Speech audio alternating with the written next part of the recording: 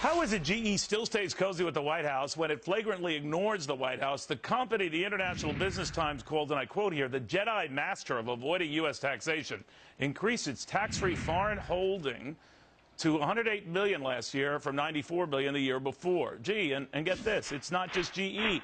From Microsoft and Apple to Google and Avant Energy, so many more. A record number of U.S.-based non-financial companies parking dough abroad, largely to escape the tax man here. All perfectly legal, but that doesn't make it any less profoundly staggering. Because according to the Wall Street Journal, 60 of the country's largest non-financial firms kept more than $160 billion outside the U.S., representing total overseas earnings of north of $1.3 trillion. And the IRS figures the situation is even worse than that the total amount of liquid assets held abroad might be north of $5.1 trillion.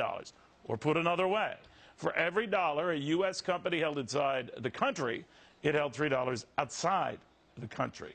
Katie, what do you think? Well, I think that we haven't realized yet here in Washington, D.C., that these companies cannot compete on a global level with the current tax system that we have. We hear a lot of people, while they're out campaigning, talking about the need to reform the tax code, lower that corporate tax rate, which is the highest in the world in the United States. But yet we really haven't seen anything put on the table when it comes to reforming that system, bringing the liquidity from overseas back and invested in the United States for growth, and that way... That might be so, but Michael, they were doing this before that tax rate jumped. So what's going on here? This is not new news. I mean, I think that the fear amongst both parties is that if this money comes pouring into the United States, it's going to send our dollar skyrocketing. And what is the Keynesian fear more than anything, besides deflation? It's a rising dollar. Imagine that's what's going to do to corporate earnings. But we need those dollars. Right? I would agree with you, but my question is this. Does anybody in Washington care about, A, cutting spending or corporate tax reform? Because if they did, why has it not happened yet? So better to keep the money over there? Well, a lot of this money is piling up in offshore tax havens where the tax rate is basically zero. So lowering the corporate tax rate here... Well, to be fair, a lot of it's in Europe where tax rates are pretty competitive with ours. But since their operations are there, they're aligning their money there. Well, a huge amount of it is also in these tax havens. And, you know, here's the thing. The reason so much cash is piling up overseas is because we have tax deferral. Corporations don't have to pay taxes on their profits as long as it's kept overseas. Get rid of tax deferral.